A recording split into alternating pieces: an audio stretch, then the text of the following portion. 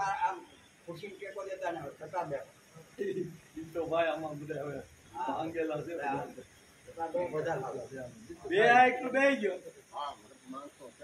કમર તૂટે નહીં એટલું ને પણ કમર હાંસવી ટટાર બે હોય અત્યારે છે ને પછી આપણે આ બધું થઈ જાય ને એટલે આપણું માપી દઉં છે પડદાને એક કપડ નાનું છે એક થઈ જાય થાય થઈ રે પણ આપણે માપવામાં શું વાંધો બરાબર ને પછી દેવાય ને એને આપી દો માપીને આપી દો માપી દે ખાલી થઈ રહે તો 100% થઈ રહે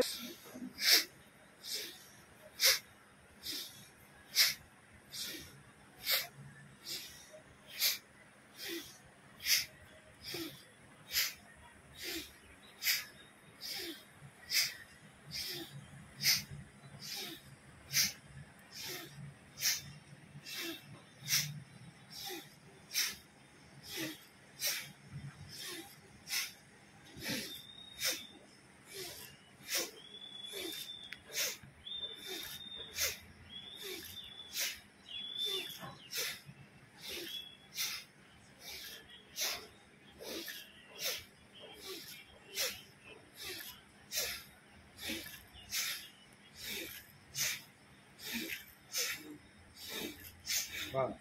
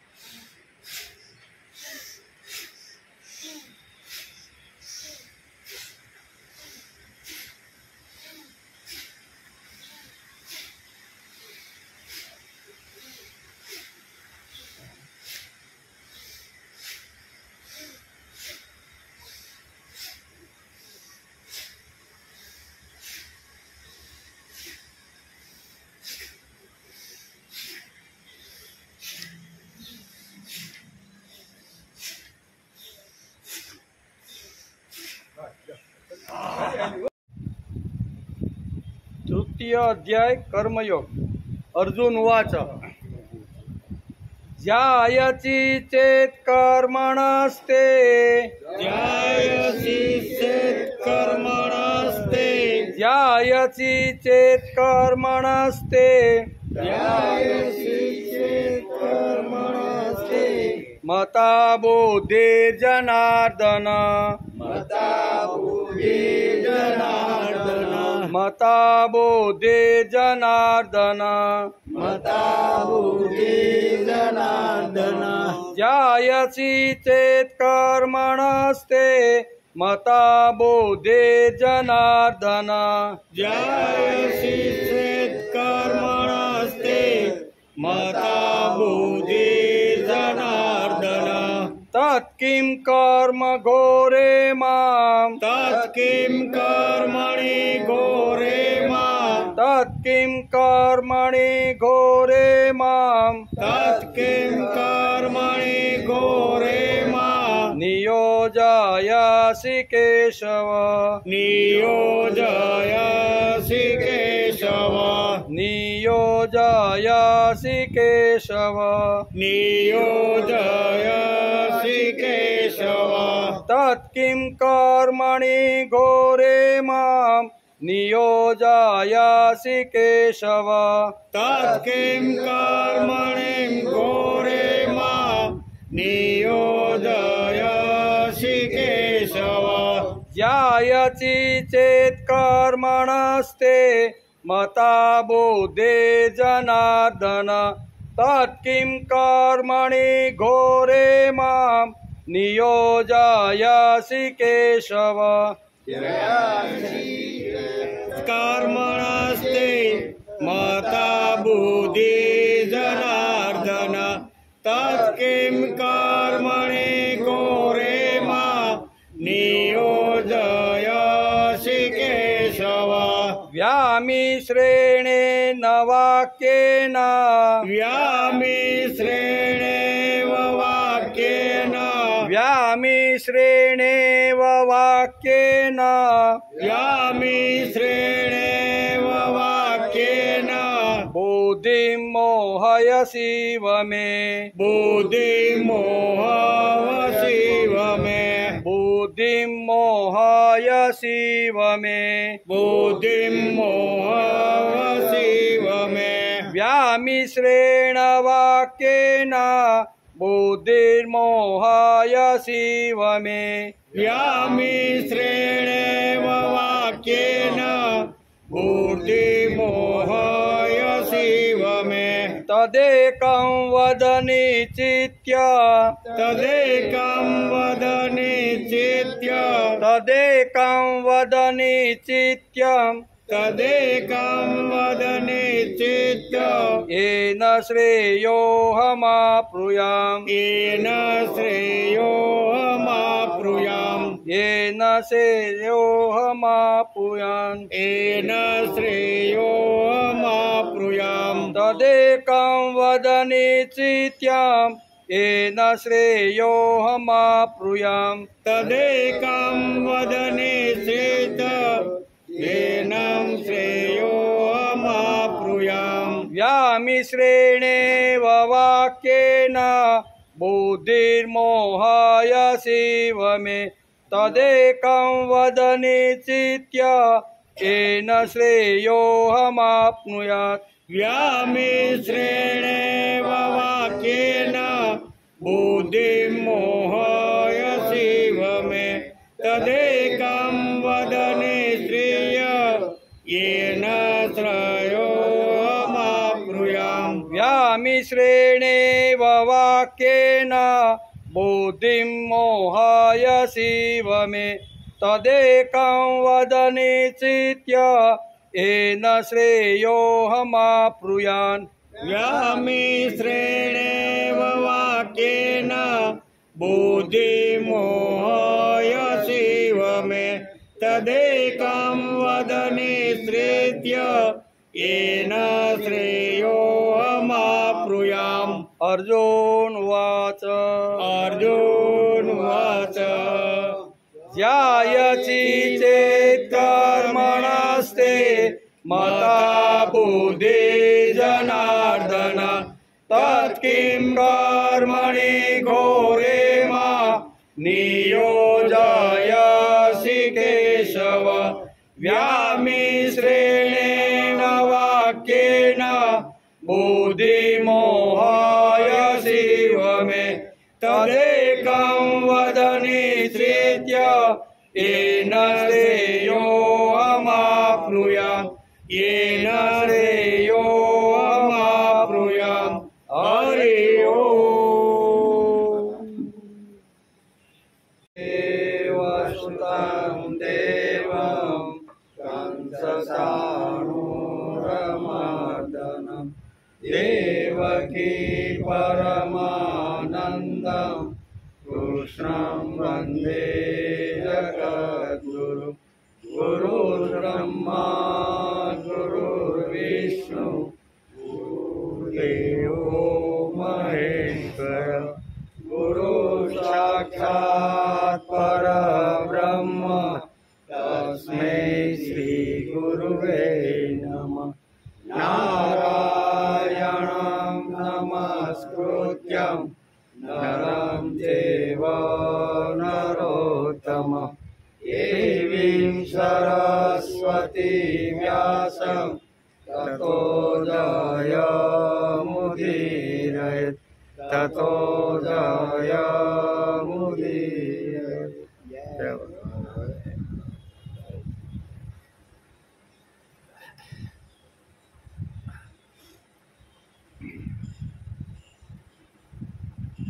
ध्यायसि चेत् कर्मणस्ते मता बुद्धिर्जनार्दन तत्किं कर्मणि घोरे मां नियोजयसि केशव व्यामिश्रेणेव वाक्येन बुद्धिं मोहयसीव मे तदेकं वद निश्चित्य येन श्रेयोऽहमाप्नुयात्। શ્રીમદ ભગવદ્ ગીતા ચિંતન શરૂ થયું એને આજે 147મો દિવસ, બરાબર. 147 દિવસ પહેલાં આપણે શ્રીમદ ભગવદ્ ગીતા ચિંતનની શરૂઆત કરેલી હતી. ગઈકાલે આપણે શ્રીમદ ભગવદ્ ગીતાના 3જા અધ્યાયના પ્રથમ શ્લોકને આપણે ગઈકાલે નમસ્કાર કર્યા. જ્યાયતિ ચેત કર્મણસ્તો, હે જનાર્દન, જો તમે કર્મ કરતા જ્ઞાનને ચઢિયાતું માનો છો તો હે કેશવ, મને આ બુદ્ધિરૂપ ભયાનક કર્મમાં કેમ જોડો છો? એમ મને ભયાનક કર્મમાં કેમ જોડો છો? શ્રી કૃષ્ણ દ્વારા વ્યક્ત થયેલા પ્રભુ તો માનવ જાતનો શાશ્વત માર્ગ શ્રીમદ ભગવદ્ ગીતામાં બતાવી રહ્યા છે. આપણે જે શ્રીમદ ભગવદ્ ગીતાનો અધ્યયન અભ્યાસ કરી છે એ ગીતા કેવી છે તો કે માનવ જાતને શાશ્વત કાળ સુધી, શાશ્વત કાળ એટલે ભૂતકાળ, ભવિષ્યકાળ અને વર્તમાન કાળ. જે વખતે ભગવાને કીધી હતી ગીતા એ વખતે એ કાળમાં પણ એટલી જ ઉપયોગી હતી. બરોબર. ગીતા કીધા પછી ભગવાન સ્વધામ ગયા અને પછી આ ગીતાનો સંદેશ આપણને આપીને ગયા. તો અત્યારે આ કાળમાં પણ આપણને શ્રીમદ ભગવદ્ ગીતા એટલી શાશ્વત કાળ સુધી ઉપયોગી છે. ને હવે આપણે વયા જાવું ને તો પણ ગીતા એટલી જ ઉપયોગી છે. એટલે 5000 વર્ષ પહેલાં ભગવાને જે ગીતા કીધી એ શાશ્વત કાળથી આવી રીતની ગીતા આમાં એટલે કે ગીતા આપણે માર્ગદર્શન આપે છે. અનંતકાળ સુધી માનવને સન્માર્ગે અને ઉન્નતિના પંથે દોરી જાય એવો જ્ઞાનોપદેશ બીજા અધ્યાયમાં ભગવાને આપ્યો. 11મા શ્લોકથી શરૂઆત થઈ બીજા અધ્યાયમાં, બરાબર ને? ભગવાને એવો જ્ઞાન ઉપદેશ આપ્યો કે શાશ્વત કાળ સુધી ગમે તે પૃથ્વી પરનો માનવ હોય તો એને સુખ, શાંતિ અને સમાધાન કેવી રીતે મળે એવો જ્ઞાનોપદેશ કર્યો છે. બીજી વાત, ગીતાનો ઉપદેશ આપવાથી શ્રી કૃષ્ણને આ જ અવતારમાં જગતગુરુનું બિરુદ મળ્યું છે. કૃષ્ણ વંદે જગતગુરુ. આ જે બિરુદ મળ્યું એનું કારણ શું છે કે ભગવાને શ્રીમદ ભગવદ્ ગીતા કહી અને શાશ્વત કાળ સુધી લોકોને માર્ગદર્શન મળે એવું તત્વજ્ઞાન આ જગતની અંદર ભગવાન આપીને ગયા છે. તેથી શાશ્વત કાળ અને ભૂતકાળ, ભવિષ્યકાળ અને વર્તમાન કાળની અંદર પણ આવું જેમને કર્યું છે તેથી જ એને જગતની અંદર જગતગુરુનું બિરુદ મળેલું છે. આપણે બોલીને દરરોજ કે વસુદેવ સુતં દેવમ કંસ ચાણૂર મર્દનમ દેવકી પરમાનંદમ કૃષ્ણમ વંદે જગતગુરુ.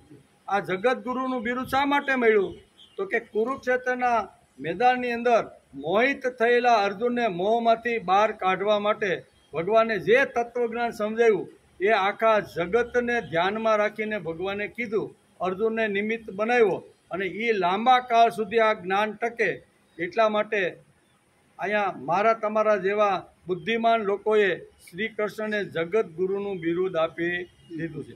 આજનો ક્રાંતિનો વિનાશક વંટોયો પવન પણ ગીતારૂપી જ્ઞાનદીપને બુઝાવી શક્યો નથી. ઘણા લોકોએ ગીતા ઉપર ઘણી રીતે પ્રહારો કરી અને ગીતાને નીચા પાડવા માટેના ઘણા બધા પ્રયત્નો કર્યા છે. પણ આજ સુધી જે પ્રયત્ન કરવાવાળા છે એ બધા ખલાસ થઈ ગયા. પણ શ્રીમદ ભગવદ્ ગીતાની અંદર ભગવાને જે તત્વજ્ઞાન કીધું છે એ તત્વજ્ઞાન ક્યારેય ખલાસ થયું નથી. કહેવાવાળા, વિરુદ્ધ બોલવાવાળા, ટીકા ટિપ્પણ કરવાવાળા ઘણા લોકો છે કે ભાઈ ગીતામાં તો ભગવાને સત્યાનાશ કરાવી નાખ્યો, માણસોના ડૂકા ઉડાડી અને ખૂબ અનર્થ કરેલું છે. આવું ઘણી રીતે આવી રીતનું વાત કરતા હોય છે. પણ આવા જે ભગવાન વિરુદ્ધ અથવા ગીતા વિરુદ્ધ જે બોલનાર છે એને એ કાંઈ કરી શક્યા નથી. ઉલટું તેનાથી તે સવિશેષ પ્રદીપ થયો છે. શ્રીમદ ભગવદ્ ગીતાનું જ્ઞાન, તત્વજ્ઞાન આજે 5000 વર્ષ પછી પણ પ્રકાશિત કરી રહ્યો. 5000 વર્ષ થઈ ગયા પણ છતાંય શ્રીમદ ભગવદ્ ગીતાનું જ્ઞાન જગત આખાને પ્રકાશિત કરી રહ્યું છે. માનવ માત્રને ગીતા રાહ બતાવી રહી છે. આજે જગતને તેની જેટલી જરૂરિયાત છે તેટલી કોઈ કાળમાં ભાગ્યે જ હશે. બરાબર.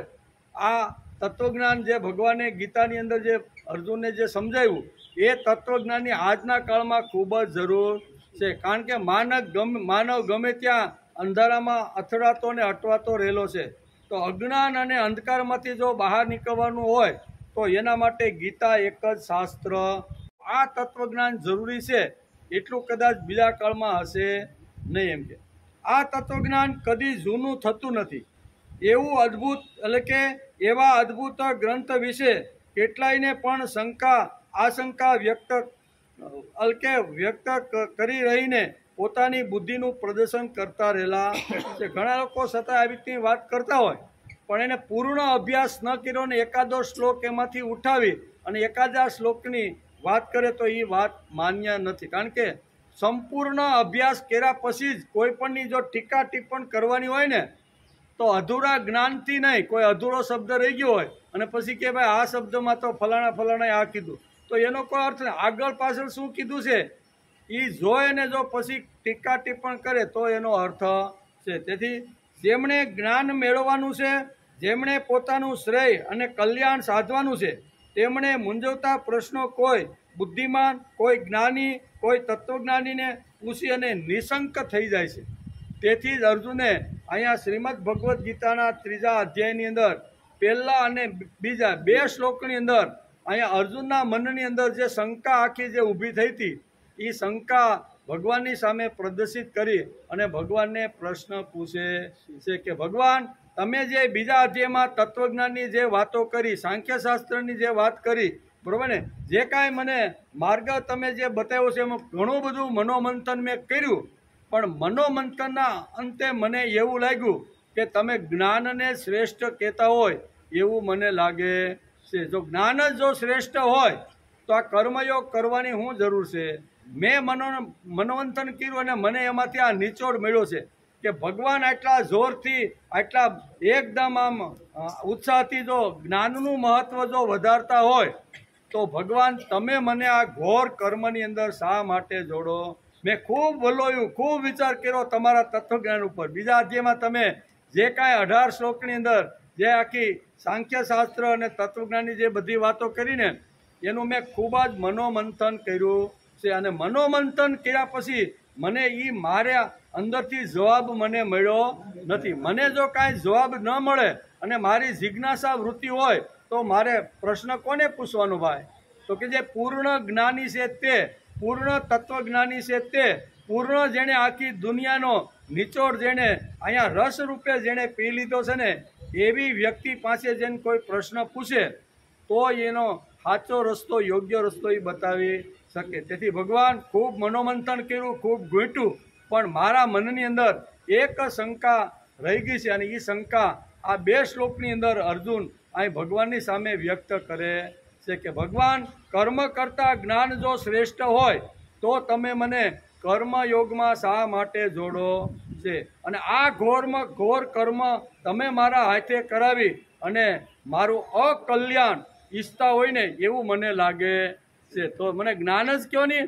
એટલે આ કર્મના બધા જ પોટલા કુરુક્ષેત્રમાં ફેંકી અને હિમાલયમાં જઈ અને જ્ઞાનની સાધના કરું. અર્જુનનો મુખ્ય પ્રશ્ન આ છે કે એ આપણે આજે સમજવાનો પ્રયત્ન કરીએ.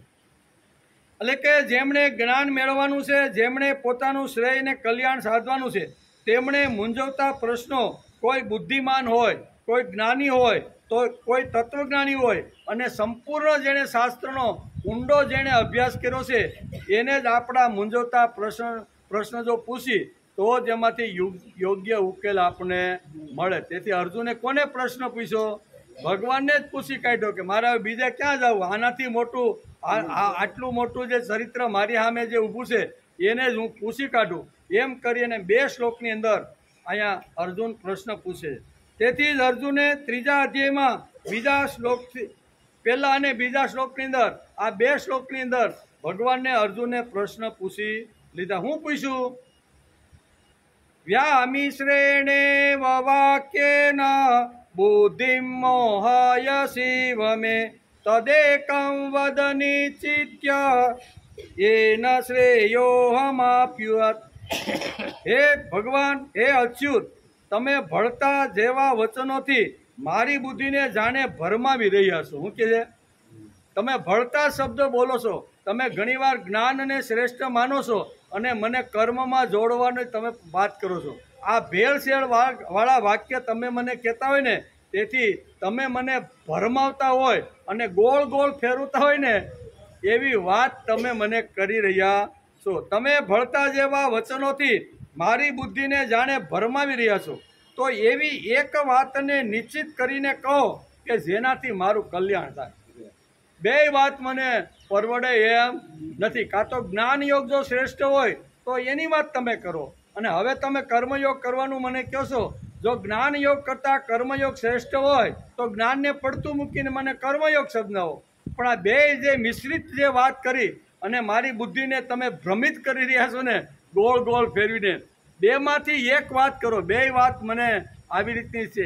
આવો પ્રશ્ન અર્જુને ભગવાનને પૂછી નાખ્યો છે. બહુ સરસ પ્રશ્ન પણ છે અને આમાંથી ઘણું બધું જાણવા જેવું પણ છે.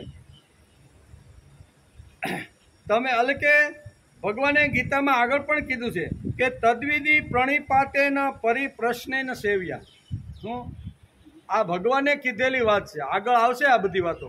પણ અહીંયા અર્જુનના પ્રશ્નના જવાબની અંદર ભગવાન એક સુંદર મજાની વાત કહેવા માગે છે કે તદ્વિધિ પ્રણિપાતેન પરિપ્રશ્નેન સેવ્યા.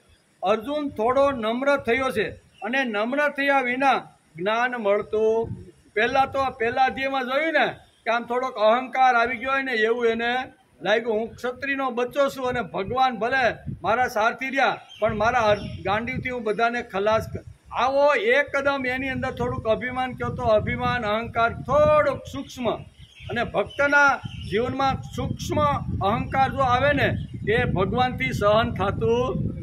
ભક્તની અંદર જો સૂક્ષ્મ અહંકાર આવી, સૂક્ષ્મ અભિમાન આવી જાય ને તો ભગવાનને અકળામણ થાય કે મારી તરફ આવતો રહેલો મારો જે ભક્ત છે એની અંદર આવો અહંકાર કેમ. એટલે ભગવાનને પણ ઘણીવાર અકળામણ થાય છે. તેથી ભગવાન શાંતિથી શરૂઆતમાં જે કીધું ને એ કે થોડો અહમ, થોડોક આવી રીતનો અભિમાન સાથે અહીંયા એ વાત કરે છે. પણ હવે થોડોક અહીંયા ત્રીજા અધ્યાયની અંદર થોડોક આટલું બધું તત્વજ્ઞાન સાંભળ્યા પછી થોડોક અર્જુન ઢીલો પડ્યો હોય એમ લાગે છે. કારણ અહીંયા વિવેકથી પૂછે છે. હું એકદમ વિવેકથી એને પોતાને જિજ્ઞાસા છે કે ભગવાન આવી ગોળ ગોળ વાત જે કરો છો ને એ મને બરોબર ફિટ થતી નથી. એમાંથી સાચીને જે મારા કલ્યાણ માટે, શ્રેય માટે હોય ને એ માર્ગ તમે મને બતાવો એવી. તેથી તદ્વિધિ પ્રણિપાતેના પરિપ્રશ્નેન સેવ્યા. અર્જુન થોડો નમ્ર થયો છે અને નમ્ર થયા વિના જ્ઞાન મળતું નથી. તેથી જ એણે પ્રશ્ન કર્યો. નમ્ર થયા વગર જ્ઞાન મળતું નથી. જેની પાસેથી જ્ઞાન મેળવવાનું છે ને એની પાસે નમ્રતાથી માણસે જવું. અક્કડ થઈને જાય તો જ્ઞાન મળે નહીં. એમ આપણે ગીતા સમજાય. ગીતા કહે છે કે જો વિદ્યા મેળવવાની હોય, જ્ઞાન મેળવવું હશે તો તેની પાસે પ્રણિપાત એટલે નમ્રતા હોવી જોઈએ.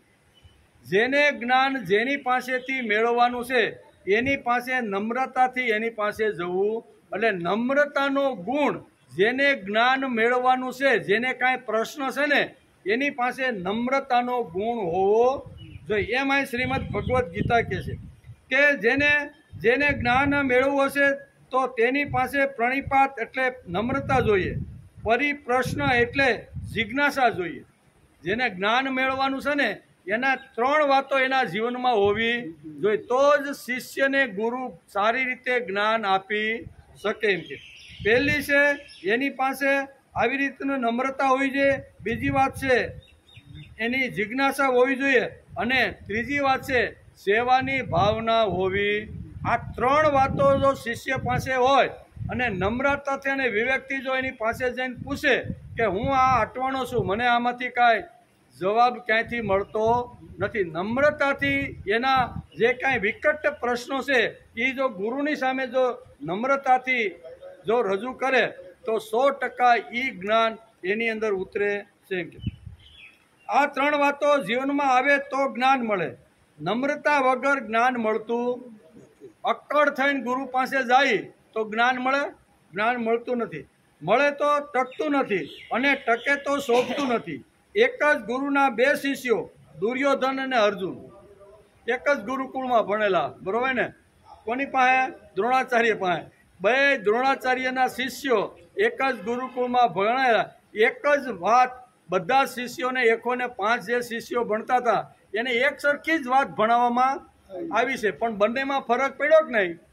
બંનેને વાત તો દ્રોણાચાર્ય એક જ વાત બધાને એક સાથે 105ને જ્યારે એને જ્ઞાન ઉપદેશ અથવા જે શિખામણ જે કાંઈ આપતા હશે ને એ એક જ સરખી જ બધાને આપી જ નહીં, પણ બધાના જીવનની અંદર અહીંયા ફરક દેખાય છે. એમાં બે મુખ્ય દુર્યોધન અને અર્જુન, બેયમાં જો એક અર્જુનની અંદર એટલી બધી નમ્રતા આવી ગઈ છે અને દુર્યોધન તો અકળ, અને તેથી અકળ થઈને એને શું કહીશું, શરૂઆતમાં આપણે જોયું ને, ધર્મ ક્ષેત્રે કુરુક્ષેત્રે સમવેતા યુયુત્સવ મામકા પાંડવા ચેવ કિમ કુર્વત સંજય. આ ધૃતરાષ્ટ્રના પ્રશ્નથી ગીતાની શરૂઆત થઈ અને પછી અહીંયા સંજય સીધો ધૃતરાષ્ટ્રને કહે છે. પછી શું થયું કે અત્ર સુરા મહેશ્વાસા ભીમાર્જુન સમાયુધિ યુયુદ્ધાનો વિરાટસ દ્રુપદચ્ચ મહારથ. એ પોતાના દુર્યોધન પોતાના રથમાંથી ઉતરી અને રાજાના પાઠમાં કેવો, નકર ગુરુ પાસે જો જવાનું હોય ને તો માણસે નમ્રતાથી એની પાસે જવું જોઈએ. અહીંયા મહાભારત લખે છે અને શ્રીમદ ભગવદ્ ગીતાના બીજા અને ત્રીજા શ્લોકની અંદર પ્રથમ અધ્યાયમાં અહીંયા વેદવ્યાસ લખે છે કે દુર્યોધન પોતાના રથમાંથી ઉતરી કડક અને અભિમાન અને અહંકારથી અહીંયા દ્રોણાચાર્ય પાસે અક્કડ થઈને ઊભો રહ્યો છે. અક્કડ થઈને ઊભો રહ્યો અને આખું કહેશે કે આપણી સેના અને સામેની સેનાની અંદર જે બંને સેનાઓ કેવી રીતની ગોઠવાઈ ગઈ છે ને એ તમે જુઓ. એમ કરીને દ્રોણાચાર્ય પાસે પહેલાં નમ્રતા, નમસ્કાર, પછી કાંઈ પ્રશ્ન હોય તો પૂછવા. આ તો સીધો જ કે ભીમથી રક્ષાયેલી જે સૈન્ય છે ને એ આવી રીતની વ્યૂહરચના ધૃષ્ટદ્યુમ્ને એટલી બધી સરસ ગોઠવી છે કે આપણી સેના કરતાં એ વિશાળ સેના હોય એવું મને લાગે. કોણ પૂછે છે? દુર્યોધન. કેવી રીતે આવે છે? અક્કડ થઈને, અહંકારથી. નકર નમ્રતાથી રથમાંથી ઉતરી બે હાથ જોડીને કહેવું જોઈએ કે યુદ્ધના મેદાનમાં બંને સેનાઓ ગુરુદેવ ગોઠવાઈ ગઈ છે, પણ મને ભીમ દ્વારા રક્ષાયેલી અને ધૃષ્ટદ્યુમ્નથી જે રચાયેલી જે સૈન્ય છે ને એ આપણી સેના કરતાં કંઈક મોટી હોય, વ્યવસ્થિત હોય અને લડાઈ કૃતિથી આવી હોય ને એવું મને લાગે છે. આપણી પાસે સૈન્ય મોટું છે, 11 અક્ષણી છે, પણ સામે આ 7 અક્ષણી છે, પણ છતાંય 7 અક્ષણી સેનાની અંદર ભીમ દ્વારા રક્ષાયેલી અને ધૃષ્ટદ્યુમ્ન દ્વારા જે વ્યૂહરચના જે ગોઠવાયેલી છે ને એ આપણી સેના કરતાં વધારે હોય ને એવું મને લાગે છે. કારણ કે ધૃષ્ટદ્યુમ્ને એ સેનાને એવી રીતની ગોઠવી હતી ને, લોકો થોડા હોય પણ લાગે વધારે. ઘણીવાર આપણે ત્યાં ગોઠવતા હોય થોડા પણ લાગે કે ઓહો કેટલા માણસો અહીં બેઠા છે, એવું થાય કે ન થાય? એટલે આ પ્રશ્ન કડક થઈને પૂછે છે. મારું કહેવાનો અર્થ કે કડક થઈને નમ્રતા, વિવેક જે હોવો જોઈએ એ વિવેક વગર દુર્યોધન અહીંયા દ્રોણાચાર્ય પાસે આવી અને કડક થઈને પૂછે છે. એની સામે અર્જુનની સામે દ્રોણાચાર્ય આવ્યા તો નમ્ર બની ગયો ને પગ માંડ્યા ઢીલા થવા કે આ જેની પાસેથી વિદ્યા લીધી, જેની પાસેથી જ્ઞાન મેળવ્યું, જેણે મને આવો માટી જેવો હતો એમાંથી સરસ મજાનો ઘડો બનાવ્યો અને મારો આકાર જેણે ઘડ્યો છે, બરાબર ને, એને જ મારે મારવાના. બંને શિષ્યમાં આટલો ફરક છે. કહેવાનું કે સામે દ્રોણ આવ્યા તો ઢીલો પડ્યો અને ઓલો દ્રોણની પાસે જઈને અક્કડ ભાષાની અંદર આ એક જ ગુરુના 2 શિષ્ય પણ ગ્રહણ કરવામાં જો ફરક પડી જાય તો માણસ એકને અધોગતિમાં લઈ જાય છે અને બીજાને ઉર્ધ્વ ગતિની અંદર લઈ જાય છે. તેથી કહે છે તેથી નમ્રતા વગર જ્ઞાન મળતું નથી, મળે તો ટકતું નથી અને ટકે તો શોભતું નથી. એક જ ગુરુના 2 શિષ્ય દુર્યોધન અને અર્જુન, બરોબર. નમ્રતા ન હોય તો જ્ઞાન કોઈ દી ટકતું નથી. એમ કે આ રહેલો તફાવત, આ વાતને બહુ સારી રીતે મહાભારતમાં વ્યાસે વર્ણવ્યું છે. વિદ્યા વિનયન શોભતે, તે જ રીતે જિજ્ઞાસા એટલે કે માણસની ઈચ્છા જ અલકે ઈચ્છા જ ન જો શિષ્યમાં હોય તો ગમે તેવા મહાન ગુરુ પણ તેને જ્ઞાન આપી શકતા. શિષ્યની અંદર ગ્રહણ કરવાની પ્રણિપાત એટલે કે નમ્રતા જો ન હોય તો ગમે એટલા ગુરુ પ્રયત્ન કરે તો પણ શું કહેવાય શિષ્યના જીવનમાં તત્વજ્ઞાન ઉતરતું નથી. અને દુર્યોધનમાં ન ઉતરેનું કારણ ભણ્યો ત્યાં સુધી અક્કડ છે. હું કે અક્કડ તે ત્યાં કહે છે કે અંતે મળેલું જ્ઞાન પણ ગુરુ સેવામાં વપરાય તો જ જ્ઞાનને સુગંધ આવે. મળેલું જે જ્ઞાન છે ને એ ગુરુ સેવામાં વપરાય તો જ સુગંધ આવે. વળી શ્રદ્ધાવાન તેમજ સંયમિતને જ્ઞાન પ્રાપ્ત થાય. આમ ગીતાનું માનવું. ગીતાનું જ્ઞાન પ્રાપ્ત કોને થાય? બધાને થતું નથી. જે વ્યવહાર લઈ અને 2 કલાક સુધી અહીં બે ને વ્યવહાર લઈ ભેગો ખિસ્સામાં વ્યવહાર હોય એને આ જ્ઞાન મળતું નથી. ભલે ની 10 વર્ષ 11મું વર્ષ શરૂ થાય પણ એને જ્ઞાન મળે નહીં. શા માટે? કે આપણે બધો જ વ્યવહાર ભેગો લઈને જ ફરીએ છીએ. 2 કલાક પણ આપણા વ્યવહારને છોડી શકતા નથી. હવે આ બધા કદાચ આપણે ગીતા સાંભળી છે, મહાભારત સાંભળ્યું છે, આ 1000 દિવસ, રામાયણ પણ સાંભળી છે, શ્રીમદ ભાગવત પણ સાંભળ્યું છે 342 દિવસ. કેટલા? શ્રીમદ ભાગવત 342 દિવસ સુધી સાંભળ્યું છે. પણ આપણે કેવા હતા એવા ને એવા. કારણ કે આપણે 2 કલાક પણ સંયમ જાળવી શકતા નથી. આ ફોન આવ્યો અને ઉપડ્યો એ તો ડિસ્ટર્બ થાય જ. ભાઈ તલમાં કેમ છે? ફૂલ ઉગડવા મીંડા, પાણી, વાત તો આ જ હોય ને. હવે એ કદાચ 2 કલાક તમે ન કરો તો એમાં હું ઊંધા સતું થઈ જવાનું હે. 2 કલાક કદાચ તમારા તલના છોડોમાં ફૂલ ન આવ્યો હોય અને પાણી પાવાનું ચાલુ ન કર્યું હોય ભાઈ તો હું આગા પાછી થઈ જવાની. પણ આપણે વ્યવહાર તો ખિસ્સામાં નાખીને જ આવીએ. બરાબર? આપણે તો ડિસ્ટર્બ થાય છે પણ 50 લોકો જે બેઠા હોય એને પણ આપણે ડિસ્ટર્બ કરતા રહેલા. આપણી જે લિંક હાલતી હોય ને એ લિંક પણ આમાંથી ઘણીવાર તૂટીને આડા રસ્તે ઘણીવાર જઈ. તેથી જ્ઞાન પ્રાપ્ત કોને થાય? તો કે જેણે પોતાના જીવનમાં સંયમિત જીવન જીવી નમ્રતાથી 2 હાથ જોડીને ગુરુની પાસે જાય અને એનો કાંઈ મૂંઝવતો પ્રશ્ન હોય એ પૂછે તો એને જ્ઞાન આવી રીતનું થાય છે. તેથી અહીં કહે છે કે તમે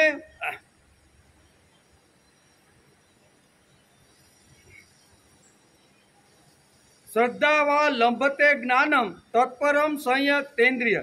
ગીતા કહે છે કે જ્ઞાન આપનાર ગુરુ કે શિક્ષકની યોગ્યતાનો વિચાર કરીને અર્જુન ભગવાનને પ્રશ્ન પૂછી કાઢે. યોગ્યતા, પોતાને ઘણી બધું મનોમંથન કર્યું, ખૂબ એણે વિચાર કર્યો કે મારા મનની અંદર આ એક પ્રશ્ન ઘોળાતો રહેલો છે. તેથી પૂછો કોને? તેથી જ ભગવાન 3જા અધ્યાયના 1લા અને 2જા શ્લોકની અંદર ભગવાનને પ્રશ્ન પૂછે છે. શું પૂછે છે? હે જનાર્દન, જો તમે કર્મ કરતા જ્ઞાનને સઢિયાતું માનો છો તો પછી હે કેશવ મને આ બુદ્ધિરૂપી ઘોર કર્મમાં કેમ જોડો છો? તમે મિશ્ર જેવા વચનોથી મારી બુદ્ધિને જાણે મોહિત કરી રહ્યા છો. તેથી આપ નિશ્ચિત કરીને તે એક વાતને કહો કે જેથી હું કલ્યાણને પ્રાપ્ત થાવ. નિશ્ચિત કરીને 2 વાત મારે સાંભળવી. નિશ્ચિત કરીને 2માંથી કર્મયોગ શ્રેષ્ઠ છે કે જ્ઞાનયોગ શ્રેષ્ઠ છે? ઘણીવાર તમે જ્ઞાનની સ્તુતિ કરો છો, ઘણીવાર કર્મની સ્તુતિ કરો છો. કે જ્ઞાન અને કર્મની બંનેની સ્તુતિ તમે વારાફરતી કરતા રહેલા છો તો એમાંથી તમે પોતે નિશ્ચિત થઈ જાઓ પહેલાં અને પછી મારું કલ્યાણ શેમાં છે એ જોઈને તમારે મને જ્ઞાનનો ઉપદેશ આપવાનો. બહુ સરળ સીધી રીતે અર્જુન એકદમ હવે નમ્ર બની ગયો છે. પહેલા અધ્યાયમાં જે થોડોક અક્કડ અને અહંકારી હતો ને આ એનું પરિણામ છે.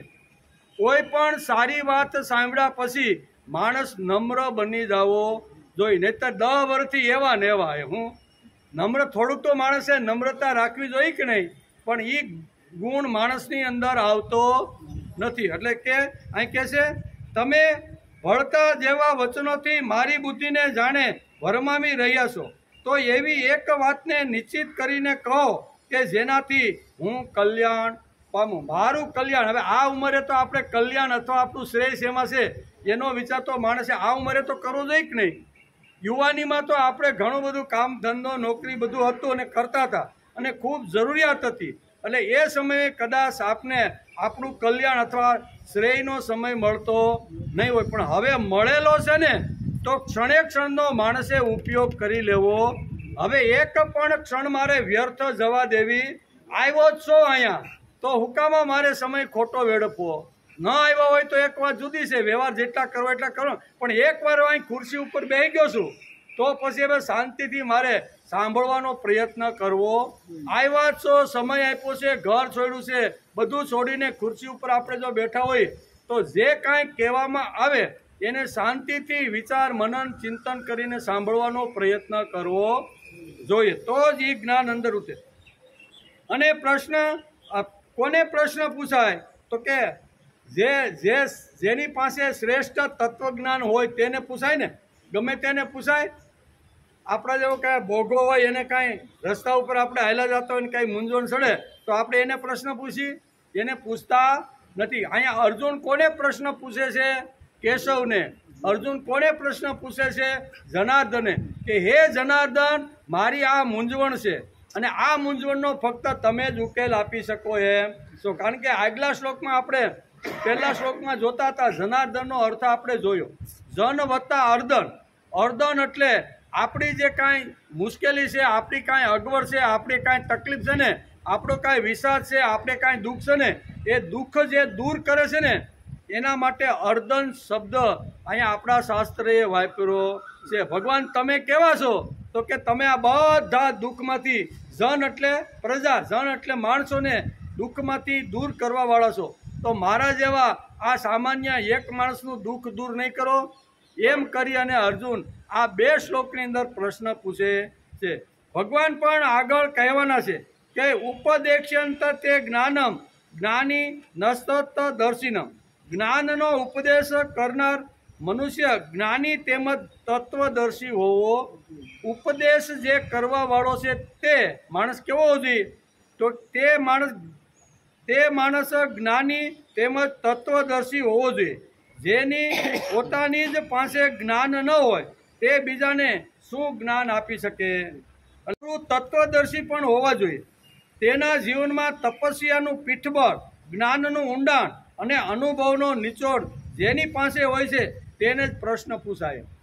આ બધી વાતો જેની પાસે હોય ને એને પ્રશ્ન પૂછી તો આપણે યોગ્ય રસ્તો ને યોગ્ય જવાબ મળે. ગમે તેને આપણે પૂછવા જઈએ તો ઘણીવાર ઊંધા રસ્તે આપણે ચડાવી દેશે. તેથી સંપૂર્ણ જેમના જીવનની અંદર તપસ્યાનું પીઠબળ, કેવું, જેણે શાસ્ત્રનો ઊંડો અભ્યાસ કર્યો, તપસ્યા કરી, શાસ્ત્રના એક એક શબ્દ ઉપર, એક એક શ્લોક ઉપર મનોમંથન કરી, વિચાર કરી અને શાસ્ત્રને જેણે સમજવાનો પ્રયત્ન કર્યો છે તે, અને એ શાસ્ત્રમાંથી જેનું ઊંડાણ, જ્ઞાનનું ઊંડાણ જેણે પરિપક્વ જેને થયું છે એને જ પ્રશ્ન પૂછાય તો આપને યોગ્ય જવાબ મળે. તેથી અર્જુન આ ભગવાનને આ સમજી અને ભગવાનને કહે છે કે ભગવાન તમે વ્યામી શ્રેણ વાક્યને, હું શબ્દ વાપર્યો, વ્યામી શ્રેણેન વાક્ય, આ ભેળસેળવાળા વાક્ય કરી અને મારી બુદ્ધિને તમે મોહિત કરતા હોય ને એવું મને લાગે છે. તેથી બેમાંથી એક વાત કયો. હું બેમાંથી એક વાત. આમ હું ગડબડ મારી, આપણી ઘણીવાર ગડબડ થઈ જાય ને, અહીંથી આપણે કાંઈક સાંભળી તે અને બપોર પછી ક્યાંય સાંભળવા જાય ત્યાં. હવે અહીંયા જે કીધું હોય એ કાંઈ વાત જુદી હોય, બીજી જગ્યાએ ગયા હોય ત્યાં પણ જુદી. ત્યારે માણસ થાય કે સવારે સાંભળ્યું એ હાસું કે 4 વાગ્યા પછી સાંભળ્યું એ હાસું? ઘણીવાર આવું થાય કે ન થાય? એટલે માણસને ઘણીવાર આવી રીતની સમસ્યા આવે તો એ સમસ્યાનો ઉકેલ કોણ આપી શકે?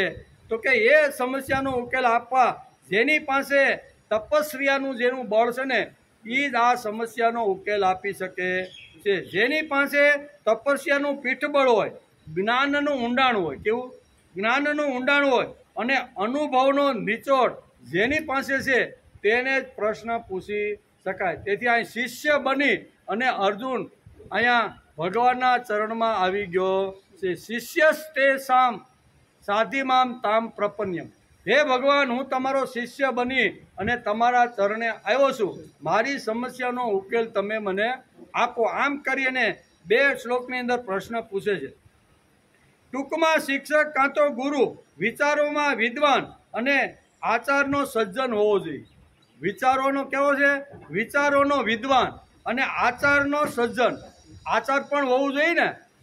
જ્ઞાન ઘણું બધું આપતો હોય પણ આચારનું જો ઠેકાણું ન હોય તો જ્ઞાનની મોટી મોટી વાતો કરતો હોય એની પાસે બેસો તો ઉઠવાનું મન થાય નહીં. પણ સમાજમાં જ્યારે ફરે ને ત્યારે એની જે દ્રષ્ટિ છે ને બધી જગ્યાએ વિકારોમાં જ ફરતી હોય છે. તો એ શું કામનું ભાઈ? એ કામનું. ટાઈમ 2 વાતો કહે છે કે ટૂંકમાં શિક્ષક કાં તો ગુરુ, વિચારોનો વિદ્વાન અને આચારનો સજ્જન હોવો જોઈએ. શ્રીમદ ભગવદ્ ગીતાની દ્રષ્ટિએ વિદ્યાર્થી શિક્ષક પરાયણ અને શિક્ષક વિદ્યાર્થી પરાયણ હોવો જોઈએ એમ કે. તેમજ બંને જ્ઞાન પરાયણ અને સેવા પરાયણ હોવા જોઈએ. બંને જ્ઞાન પરાયણ અને પ્રભુ પ્રભુની સેવા પરાયણ માણસ હોવો જોઈએ.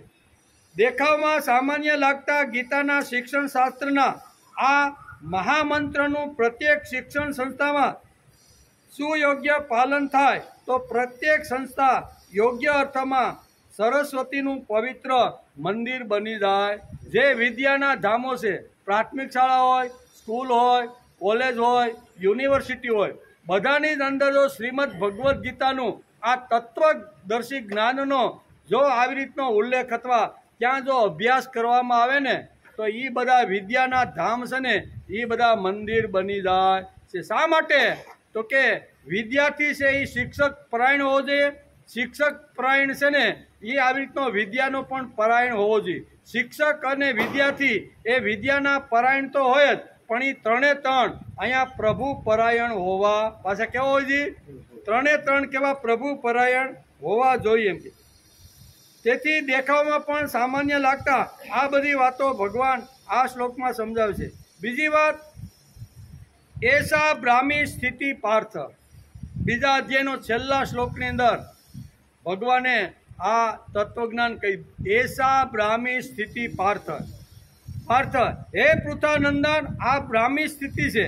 આ સાંભળ્યા પછી અર્જુનને મૂંઝવણ થઈ છે અને તેથી જ અહીંયા ત્રીજા અધ્યાયના પહેલા અને બીજા શ્લોકમાં પ્રશ્ન પૂછી લીધો. બ્રાહ્મી સ્થિતિ પામવા માટે કઈ કઈ વાતો હોવી જોઈએ એ ભગવાને જ્યારે 18 શ્લોકની અંદર જ્યારે અર્જુનને સમજાવી અને એ વખતે છેલ્લો શ્લોક સાંભળ્યો ત્યારે અર્જુનના મનની અંદર ઘણી મૂંઝવણ, ઘણી ગડમથલ શરૂ થઈ ગઈ છે. એટલે ગડમથલ શરૂ થાય તો ગમે ત્યાં પ્રશ્ન પૂછાય નહીં. તેથી ભગવાનને જ પ્રશ્ન પૂછી નાખ્યો કે આ મિશ્રિતવાળી જે વાતો તમે જે કરો છો ને, વ્યામી શ્રેણેન વાક્યેન, વાક્યન એટલે શબ્દ, તમે જે આ શબ્દ મિશ્રિત અર્થવાળા જે શબ્દ બોલો છો ને એને મારી બુદ્ધિને મોહિત કરી નાખી, મારી બુદ્ધિને ભ્રમિત કરી નાખી છે. હવે મને ક્યાંય આવું પૂછતું નથી કે મારું કલ્યાણ શેમાં હોય. તેથી ભગવાનને હળવેકથી નમ્ર બની અને વિવેકથી ભગવાનને પ્રશ્ન પૂછે છે કે ભગવાન મારી મૂંઝવણ તમે દૂર કરો. શા માટે? કે તમે અહીંયા જનાર્દન છો, જન વત્તા અર્દન. તમે ગમે તેવા દુઃખી, ગમે તેવો વિષાદમાં હોય, ગમે તેવો અગવડમાં હોય તો એને પણ તમે મુક્ત કરવાવાળા છો. તો મારા આ પ્રશ્નને તમે ઉકેલ આપીને મારા પ્રશ્નને તમે મુક્ત નહીં કરો? આવો પ્રશ્ન અર્જુન ભગવાનને કરે છે. હે કેશવ, તું મને આ ઘોર કર્મમાં શા માટે પ્રેરે છે, જોડે છે? કારણ કે હે જનાર્દન, તમારો મત છે કે કર્મ કરતા જ્ઞાન શ્રેષ્ઠ છે, છતાં કર્મના ઘોર ભયંકરમાં મને શા માટે જોડો છો? આ અર્જુનનો પ્રશ્ન છે. અને તે સાંભળ્યા પછી આપણને એવું લાગે કે અર્જુનને ભગવાન ઉપર શ્રદ્ધા નહીં હોય તો જ પૂછે ને, નકર તો પહેલાં બીજા અધ્યાયમાં કહી દીધું છું કે હું તમારો શિષ્ય બની અને તમારા શરણે આવ્યો છું. હવે શિષ્ય બનીને સંપૂર્ણ જીવન એને સોંપી દીધું હોય તો પછી જેને સોંપ્યું હોય એના ઉપર અશ્રદ્ધા રાખવાનું કાંઈ ખરું છે કે? આટલી બધી વાતો ભગવાને એને સમજાવી પણ છતાંય ઘણા લોકો એવી દલીલ કરે છે કે અર્જુનને ભગવાન ઉપર અશ્રદ્ધા હોય તો જ આવો પ્રશ્ન પૂછે, નકર બધી વાત એને સાંભળી લેવી. ભગવાન જેમ જેમ કહેતા જાય એમ સાય સૂટની જેમ અર્જુને પી અને પોતાના જીવનનું ઘડતર કરવું જોઈએ. પણ અર્જુને આ પ્રશ્ન પૂછ્યો તેથી સમાજના ઘણા બધા ટીકાકારો એના ઉપર ઉતરી પડીને કહે છે કે અર્જુનને હજી ભગવાનનું પૂર્ણ આવી રીતનું સમર્પણ કર્યું નથી. ભગવાન ઉપર હજી એને કાંઈક શંકા કુશંકાઓ છે. ભગવાન ઉપર અશ્રદ્ધા હોવાના કારણે આ બીજા અધ્યાયના પ્રથમ શ્લોકની અંદર એમણે પ્રશ્ન પૂછી કાઢ્યો. એનું પણ આપણે સોલ્યુશન કરી લેવું જોઈએ. અહીં બેઠા છીએ એટલે આપણે વિચાર થવો જોઈએ, નહીંતર આપણને એમ થાય કે અર્જુનને તો ભગવાન ઉપર અશ્રદ્ધા હશે. ભગવાન ઉપર અશ્રદ્ધા બિલકુલ નથી, પણ આ જિજ્ઞાસા છે, અંદર ઘોળાતો રહેલો જે પ્રશ્ન છે જેનો ઉકેલ એને કોઈ મને ન આપ્યો, ઇન્દ્રિય ન આપ્યો, બધા બુદ્ધિએ ન આપ્યો ને પછી આ ઘોળાતા રહેલા પ્રશ્નને મારે કોની સામે વ્યક્ત કરવો, આ મૂંઝવણ એની છે. એટલે ભગવાન ઉપર શ્રદ્ધા નથી એટલે આવી રીતનો પ્રશ્ન પૂછ્યો છે એવું નથી, પણ પોતાની જિજ્ઞાસા વૃત્તિ કે હજી મારે કાંઈક જાણવું છે, હજી મારે કાંઈક સાંભળી અને મારા જીવનને બદલવાનું છે, તેથી અહીંયા આ પ્રશ્ન પૂછે છે. આ અર્જુનનો પ્રશ્ન છે અને તે સાંભળ્યા પછી આપણને એવું લાગે કે અર્જુનને ભગવાન ઉપર શ્રદ્ધા નથી એમ. અર્જુનને ભગવાન પર સંશય છે, એટલા માટે પ્રશ્ન પૂછે છે. મોટા ભાગની દુનિયા આવું સમજે છે. ગીતા વાંચ્યા પછી ઘણા બધા લોકો આવું સમજે કે અર્જુનને હજી ભગવાન ઉપર પૂર્ણ શ્રદ્ધા નથી, સંશય કાંઈક છે, તેથી આ પ્રશ્ન પૂછે છે. આપણે પણ આવું ન સમજી બેસીએ એ માટે આ શ્લોકનો ઊંડાણથી અભ્યાસ આપણે કરી લેવો. આપણે પણ લોકો સમજે એવું સમજી જાય તો ગડબડ ઊભી થાય. તેથી આપણે પણ આવું ન સમજી બેસીએ એ માટે તેના પ્રશ્નનું વિશ્લેષણ વધારે કરવા માટે 3 અધ્યાયના પહેલા અને બીજા શ્લોકની અંદર અહીંયા બહુ સ્પષ્ટતા 2 શ્લોકની અંદર પ્રશ્ન પૂછીને અર્જુને કરેલી છે. વ્યામી શ્રેણ વાક્યના એટલે કે 3 અધ્યાયના 2 શ્લોકની અંદર તમારા મિશ્ર જેવા વચનોથી મારી બુદ્ધિને જાણે મોહિત કરી રહ્યા છો. તેથી આપ નિશ્ચિત કરીને તે એક વાતને કહો કે જેનાથી મારું કલ્યાણ થાય, મારું શ્રેય થાય. એવી બેમાંથી એક વાત તમે કરો. 2 વાત તમે કરો ને એટલે મારી બુદ્ધિ ઘણીવાર ગૂંચવાઈ જાય છે. મારી બુદ્ધિને ઘણીવાર આવી રીતનો સંશય પેદા થાય છે. તેથી મારા સંશયને દૂર કરવા માટે હે ભગવાન તમે મને મારા પ્રશ્નો જવાબ આપો. ભગવાન તમારા દ્વિઅર્થોવાળા, દ્વિ એટલે 2 અર્થોવાળા, ભગવાન તમારા દ્વિઅર્થોવાળા વચનો મેં આગળ જોયા. એકમાં લાગે છે જ્ઞાન શ્રેષ્ઠ છે અને બીજામાં તમે કહ્યું શ્રેષ્ઠ. આ દ્વિઅર્થવાળા 2 અર્થવાળા તમે મને આગળ જે કાંઈ કીધું એટલે મારી બુદ્ધિ ગૂંચવાઈ ગઈ છે. એમ આ બીજા શ્લોકની અંદર પ્રશ્ન પૂછે છે, બરોબર ને. ગીતા અધ્યાય 3 શ્લોક નંબર 2 એની અંદર અર્જુનનો પ્રશ્ન છે. વ્યામી શ્રેણેન વાક્યન, તમે આવા ભેળસેળ વાક્યો બોલી અને મારી બુદ્ધિને મોહિત કરતા હોય એવું મને લાગે છે. 2માંથી એક જે નિશ્ચિત હોય ને એ તમે કહો જેથી મારું કલ્યાણ થાય. આ પ્રશ્ન અર્જુને બીજા શ્લોકની અંદર ભગવાનને પૂછેલો, એનો આપણે વિચાર કરી છીએ. આ શ્લોકને 4 ભાગમાં વહેંચી દેવામાં આવ્યા. કેટલા? 4 ભાગમાં. 4 ભાગને જો આપણે સમજી લઈને તો આ શ્લોક બરોબર આપણને સમજાય જાય. પહેલો વિભાગ છે વ્યામી શ્રેણે, આમ લખ્યું ને કે વ્યામી શ્રેણ વાક્ય. આવા ભેળસેળવાળા વાક્ય તમે મને કહો નહીં, ગોળ ગોળ ઘુમાવો નહીં. એમ આપણે ઘણીવાર કોઈ ગોળ ગોળ ઘુમાવે, એ ભાઈ તારે કેવું છે ને ગોળ ગોળ અઠવાડિયા ત્યાં ઘુમાવે છે મને, એમ કહે કે નહીં. એમ ભગવાન અહીં બહુ સરસ રીતે કહે છે કે ગોળ ગોળ ઘુમાવવાનો પ્રયત્ન કરો નહીં. આવા મિશ્રિત વાક્ય કરી અને મારી બુદ્ધિને મોહિત કરો નહીં. 2માંથી જે કલ્યાણકારી જે હોય એ જ તમે મને કહો. એટલે પહેલા શરણની અંદર વ્યામી શ્રેણ વાક્ય, આ એક શબ્દ જો આપને સમજાઈ જાય તો શ્રીમદ ભગવદ્ ગીતાનો 3 અધ્યાય સમજવામાં એકદમ આપને સરળ થઈ જશે. તેથી એને આપણે સમજવાનો પ્રયત્ન કરીએ. વ્યામી શ્રેણ એ વાક્યનું વિશેષણ છે. વાક્ય કેવા? તો કે મિશ્રિત. વાક્યનું વિશેષણ શું છે? તો કે વ્યામી શ્રેણ એટલે કે વાક્યનું વિશેષણ છે. વાક્યો કેવા છે? વચનો કેવા છે? તો કે મિશ્રિત. વ્યામી શ્રેણ એટલે મિશ્રિત વાક્ય. ખાલી વાક્ય બોલો અર્જુન તો કોઈ વાંધો આવે નહીં, પણ આગળ હું બોલો આવા મિશ્રિત. એટલે ભગવાનને એમ કહેવાય કે તમે મને મિશ્રિત વાક્ય કહો, પણ છતાંય અર્જુન બોલ્યો છે તો શા માટે? એનો પણ આપણે થોડોક આવી રીતનો સંશય આપણો દૂર થાય ને એના માટે આ શ્લોક આપણે સમજી લેવો જોઈએ. વ્યાસ એટલે કે વ્યામી શ્રેણ એ વાક્યનું વિશેષણ છે કે કેવા વાક્યો, કેવા વચનો? તો કે વ્યામી શ્રેણ એટલે શું તે આપણે સમજવું જોઈએ. ભેળસેળ એટલે કે વ્યામી શ્રેણ એટલે ભેળસેળવાળા વાક્ય. આપણે કહેતા કે હમણાં દૂધમાં બહુ ભેળસેળ આવે છે, કંઈક નહીં. ઘી બધું હમણાં હાળું બહુ પકડાય છે, ભેળસેળવાળું કંઈક નહીં. હમણાં તો આપણે એમ કે ચોખામાંય ભેળસેળ, ભાઈ પ્લાસ્ટિકના ચોખા, આવું થાય કે નહીં. તો આ વ્યામી શ્રેણનો અર્થ છે ભેળસેળ વાક્યું. તો ભગવાન જે ઉત્પત્તિ સ્થિતિ અને લય કરવાળો કાંઈ આ ભેળસેળવાળા વાક્યો કાંઈ અર્જુનને કે, પણ છતાંય અર્જુનને અહીંયા ભગવાનને કીધું કે તમે આવા ભેળસેળ વાક્ય મને શા માટે કહો? આપણે બધા ભેળસેળ કરીએ, બરોબર ને. આપણે કાંઈ જો વધારે પૈસા જોતા હોય તો દૂધ છે, ઘી છે, માખણ છે, બરાબર, ઘઉં છે, દવાઓ છે, જે કાંઈ છે ને એની અંદર આપણે બધા ભેળસેળ કરી કે નહીં. આપણે બધાને વધારે ધન કમાવાનું હોય અથવા આપણે તાત્કાલિક જો પૈસાવાળું થવાનું હોય તો ઘણીવાર સમાજમાં આવા લોકો ભેળસેળ કરે.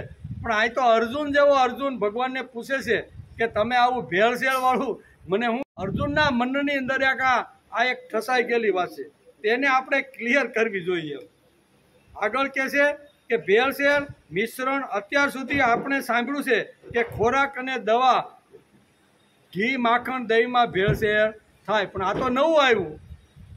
શું આવ્યું? અહીં કીધું ને વ્યામે એટલે કે વ્યામી શ્રેણીને વાક્યને, તમે આવા વાક્યની અંદર તમે ભેળસેળ કરતા હોય એવું તો પ્રથમ આવ્યું. ભેળસેળ મિશ્રણ અત્યાર સુધી આપણે સાંભળ્યું છે.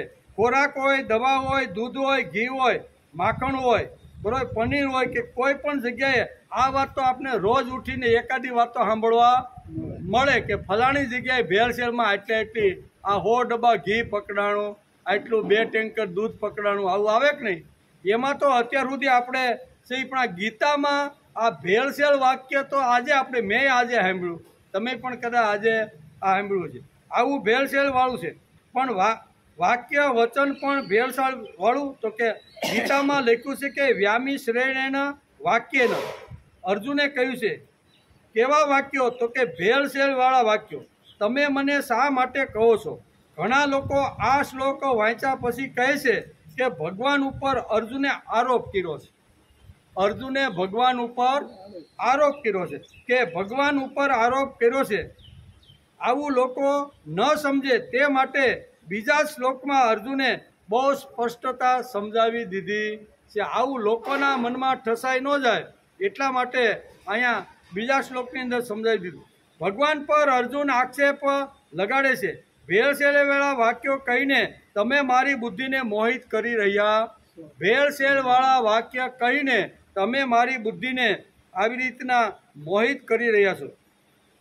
આ શ્લોક સમજવામાં સરળ પણ છે અને ન સમજાય એવો ગૂઢ પણ છે. એકદમ સરળ પણ છે અને ન સમજાય એવો ગૂઢ પણ છે. કેવું ભેળસેળવાળું વાક્ય? તો કે મહાભારતમાં દ્રોણનું ચિત્રણ આપણે મહાભારતમાં વાંચ્યું છે અથવા જોયું છે. એણે પણ ભેળસેળવાળા અહીંયા શું કહેવાય, યુધિષ્ઠિર પાસે ભેળસેળવાળું વાક્ય બોલાયું કે નહીં? આપણે જોઈ તો કે યુદ્ધ હાલતું હતું અને ભગવાને વિચાર કર્યો કે જ્યાં સુધી દ્રોણાચાર્ય મૃત્યુ નહીં પામે ત્યાં સુધી પાંડવોનો વિજય શક્ય નથી. આ મહાત્મા તો કોઈ રીતે મરવો જ જોઈએ. એટલે એને શું કર્યું? ભીમને કીધું, ઊભો કર્યો કે આજે આવો અસ્વસ્થા નામનો જે હાથી છે ને એના ઉપર ગદા ઠોકી અને એને મારી નાખીએ. અને પછી જાહેરમાં આવીને હાથ ઊંચા કરીને કે અસ્વસ્થતામાં હતા, અસ્વસ્થતામાં હતા, અસ્વસ્થતામાં હતા.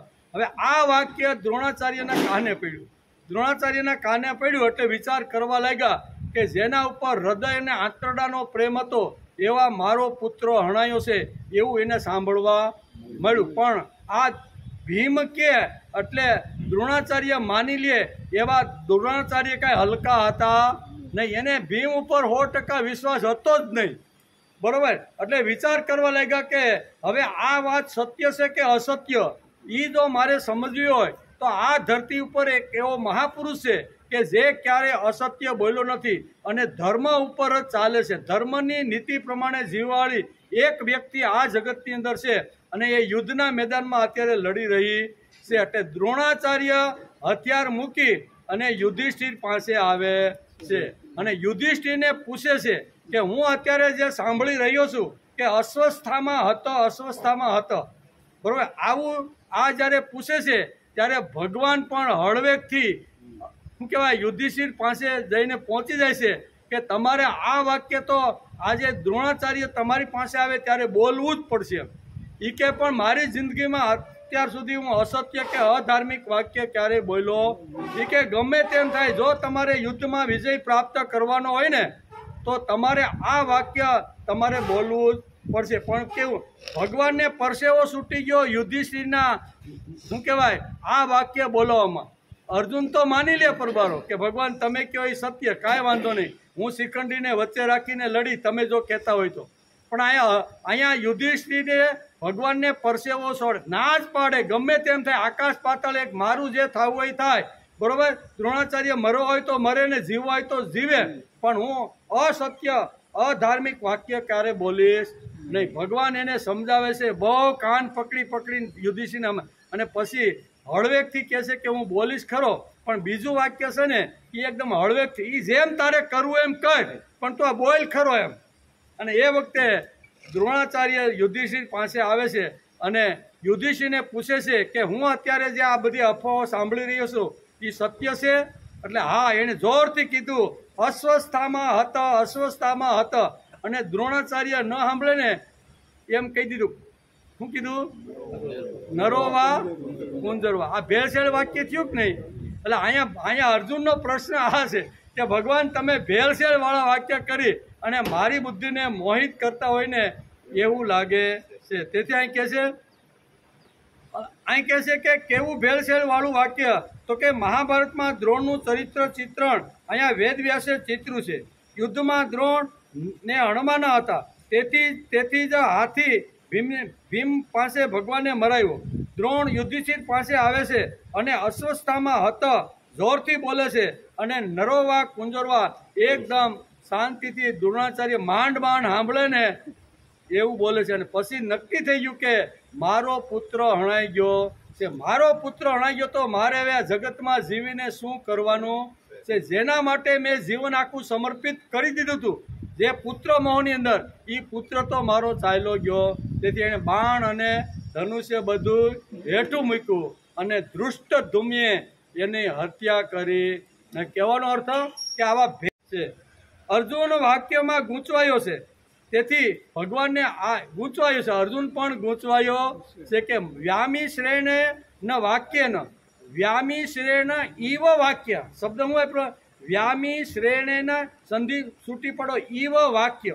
તો ઈવનો અર્થ પણ આપણે સમજી લેવો જોઈએ કે ઈવ અર્થ જો આપણે સમજાઈ જાય ને તો અર્જુન ઉપર અહીંયા એને ભગવાન ઉપર શ્રદ્ધા નથી એવો આરોપ આપણો છે ને એ આપણો આરોપ નાશ પામશે. નહીતર અર્જુને ભગવાન ઉપર કરેલી શંકા, અર્જુને ભગવાન ઉપર રાખેલો અવિશ્વાસ અને અશ્રદ્ધા, એ આખું જો વાક્ય આપણે સાંભળી લેવું ને તો આપણને એમ થાય કે લોકો તો કહે છે પણ કે અર્જુન જેવો મહાત્મા પણ ભગવાન ઉપર શ્રદ્ધા રાખતો.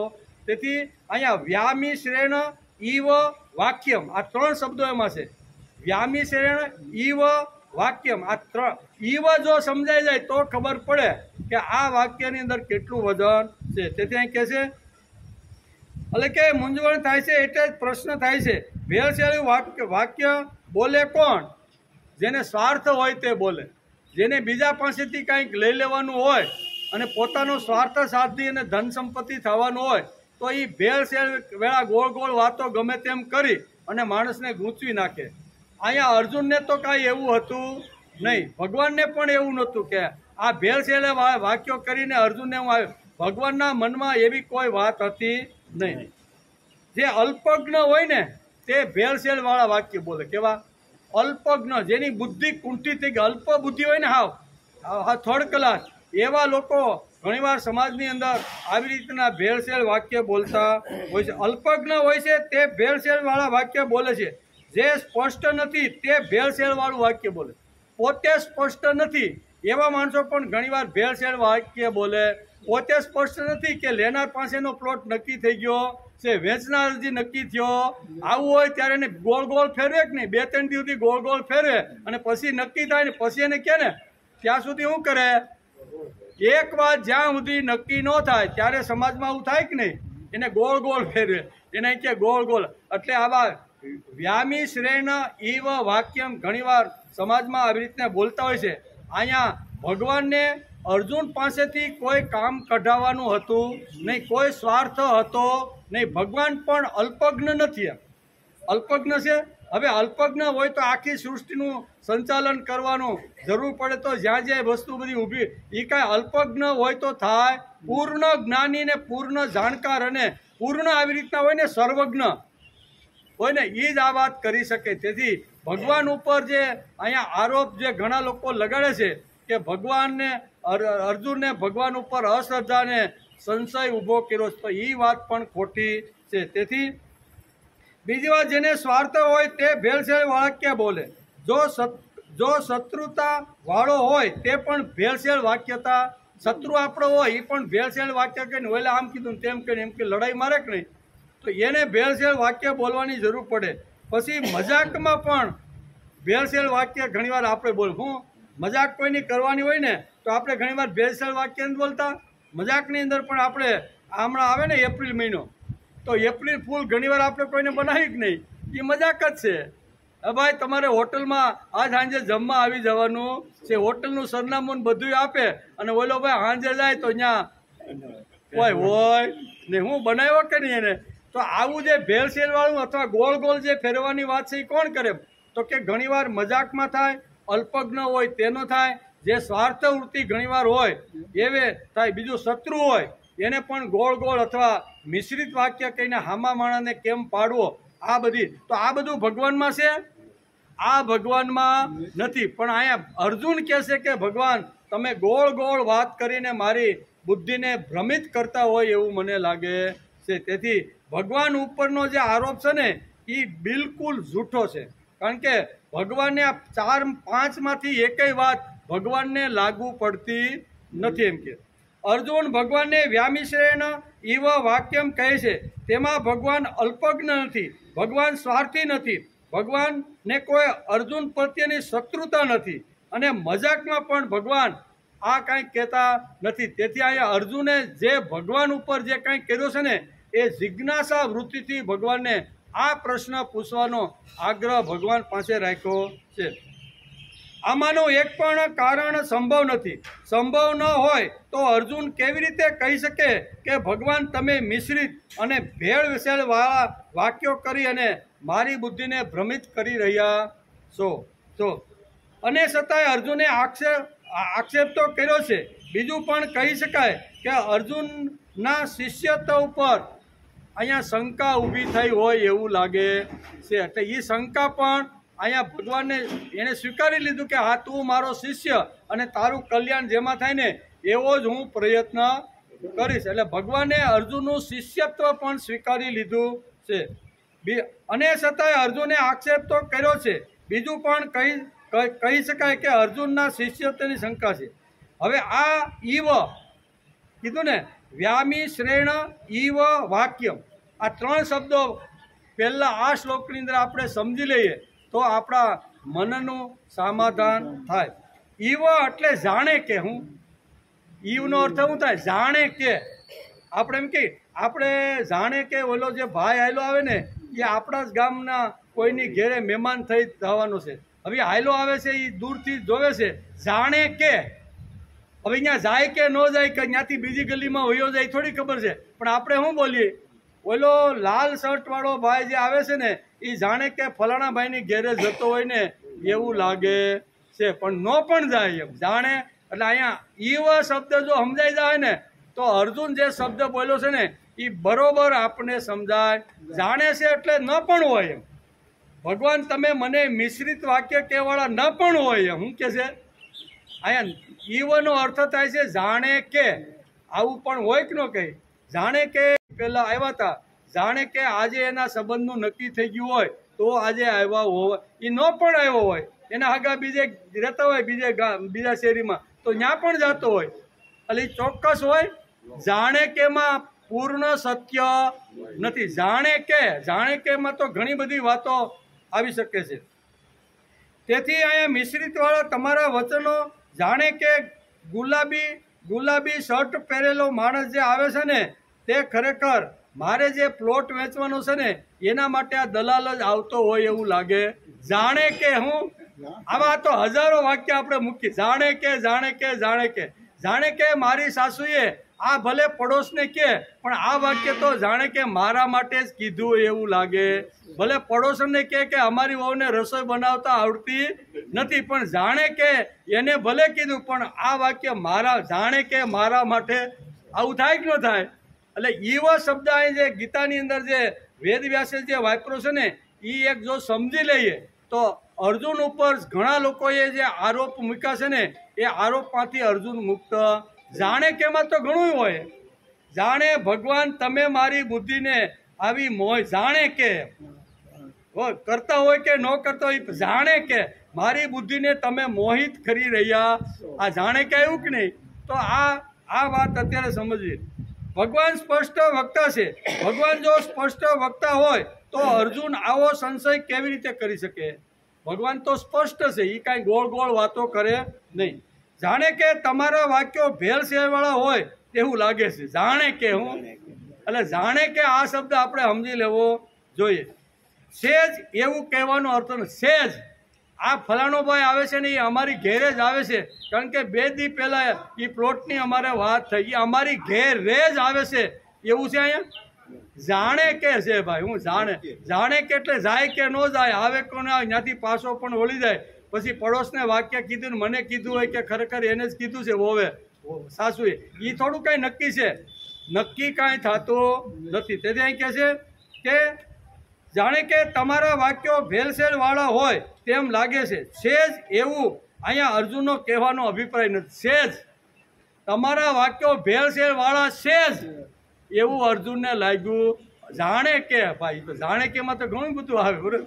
જાણે કે લાગે એટલે કે લાગે ભગવાન અહીં સ્પષ્ટ વક્તા છે, તેથી કોઈના શત્રુ કે ભગવાન કોઈના દુશ્મન નથી. જે અર્જુનનું કલ્યાણ થાય ને એવું કરવા માટે જ ભગવાન દરેક પ્રશ્નનો ઉત્તર આપે છે.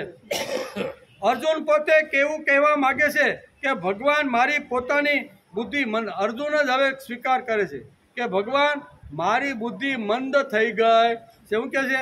અર્જુન પોતે એવું કહેવા માગે છે કે ભગવાન મારી પોતાની બુદ્ધિ મંદ છે, માટે મને લાગે છે કે તમારા વાક્યો ભેળસેળવાળા. મારી બુદ્ધિ તમને હવે સમજી શકતી, મારી બુદ્ધિ જ મંદ થઈ ગઈ છે, મારી બુદ્ધિ આવી રીતના મોહની અંદર ડૂબી ગઈ છે કે મને એવું લાગે છે કે તમે જે બીજા અધ્યાયની અંદર સાંખ્ય શાસ્ત્ર કીધું ને એમાં ભેળસેળ હોય એવું મને લાગે. હકીકતે ભેળસેળ નથી, પણ મારી મંદ બુદ્ધિના કારણે મને લાગે છે કે તમે આવા મિશ્રિત અને ભેળસેળવાળા વાક્યો કરી અને મને ગોળ ગોળ ફેરવી રહ્યા છો. બહુ સરસ છે. તમારા વાક્યો મિશ્રણ અર્થવાળા છે. જાણે કે તમારા મિશ્રણવાળા વાક્યો હોય એવું મને લાગે છે, કારણ કે મારી બુદ્ધિ મંદ છે. અર્જુન સ્વબુદ્ધિનો દોષ કાઢે છે, બીજાનો દોષ કાઢતા પોતાની જ બુદ્ધિનો. નહીં તો આપણે ટોપલો કોના ઉપર નાખીએ? બીજા ઉપર. આપણું કાંઈ અહિત થઈ ગયું હોય, બરોબર ને, આપણે એમ કાંઈ ખુશી ઢાળતા આમ તેમ થઈ ગયું હોય તો આપણે ટોપલો કોના ઉપર? એ ભાઈ આમ તેમ ગોઠવી હતી. હકીકતે આમ જ ગોઠવાય. ઘણી વાર આવું થાય કે નહીં? એટલે આરોપ કોના ઉપર? બીજા ઉપર સીધો. અહીંયા અર્જુન આરોપ પોતાના ઉપર લઈ લીધો. ભગવાન તમે કીધું છે એ સત્ય છે, તમે કીધું છે મારા કલ્યાણ માટે છે, તમે કીધું છે મારા વિકાસના માટે જ હશે, પણ મારી બુદ્ધિ અત્યારે મંદ થઈ ગઈ છે. મારી બુદ્ધિ અત્યારે કોઈ સારું વિચારી શકતી નથી. તેથી મંદ થયેલી મારી બુદ્ધિને હિસાબે મને એવું લાગે છે કે તમે બીજા અધ્યાયમાં જે વાક્ય કીધા ને એ બધા ભેળસેળવાળા અને મને ગોળ ગોળ ઘુમાવતા હોય ને એવું મને લાગે છે. એટલે આપણે પણ આ શ્લોક વાંચ્યા પછી આપણે પણ વિચાર કરી લેવો જોઈએ કે જે કાંઈ થાય છે ને એમાં કદાચ મારી પણ ભૂલ હોઈ શકે છે. ભગવાન અલ્પજ્ઞ નથી, ભગવાન સ્વાર્થી નથી, ભગવાન શત્રુતા નથી, ભગવાન મજાકમાં પણ કહેતા નથી.